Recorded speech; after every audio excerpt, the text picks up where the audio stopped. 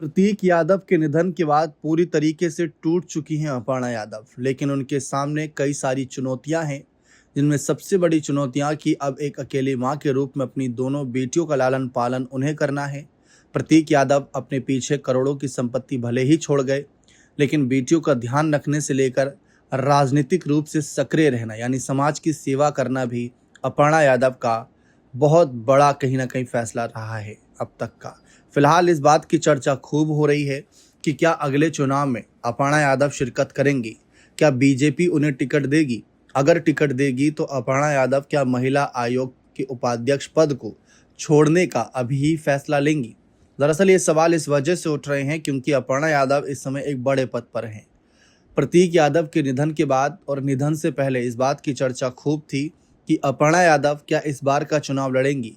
सबसे बड़ी बात, क्या बीजेपी उन्हें टिकट देगी। खुद मुख्यमंत्री योगी आदित्यनाथ प्रतीक यादव को श्रद्धांजलि देने पहुंचे। अपनी पार्टी की महिला नेत्री अपर्णा यादव को ढांढस बंधाया। अखिलेश यादव मौजूद थे। समाजवादी पार्टी के एक से बढ़कर एक दिग्गज नेता मौजूद थे, लेकिन बीजेपी के उत्तर प्रदेश के मुख्यमंत्री ने आके अपनी मौजूदगी जता के ये साफ जता दिया कि अपर्णा यादव और उनका परिवार के सदस्य उनके लिए कितने महत्वपूर्ण हैं। फिलहाल इन सब के बाद चर्चा यही हो रही है कि अगर यह चुनाव लड़ती हैं तो सबसे पहला काम जो इन्हें करना होगा वह हो सकता है कि इनको अपना आयोग के उपाध्यक्ष पद से इस्तीफा देना पड़ जाए, क्योंकि जिस पद पर हैं आगे विपक्ष इन पर सवाल उठा सकता है कि अगर उस पद पर रहते हुए इन्होंने चुनाव लड़ा तो कहीं उस पद का दुरुपयोग ना कर लें, क्योंकि महिला आयोग उपाध्यक्ष के पद पर हैं।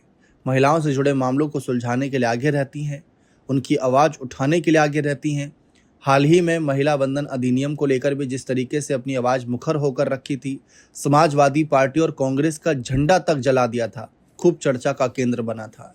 लेकिन प्रतीक के निधन के बाद चर्चा यह भी उठी कि क्या अपर्णा बीजेपी से ही आगे आने का फैसला करेंगी या फिर परिवार के साथ रहकर सपा ज्वाइन करके जो अखिलेश यादव फैसला लेंगे उसके साथ खड़े रहेंगी। ये भी सवाल उठ रहे हैं। तो अब कहीं ना कहीं अपर्णा यादव के सामने चुनौती काफ़ी सारी है, जिसमें सबसे बड़ी चुनौती परिवार को संभाले रखना, बेटियों को साथ लेकर चलना और उसके बाद समाज के नज़रिए से राजनीतिक रूप से कई बड़ी चुनौतियां। देखते हैं आगे इनको लेकर बीजेपी और यह बीजेपी के साथ बने रहने को लेकर क्या फैसला लेती हैं। बने रहें चैनल के साथ। बहुत बहुत शुक्रिया।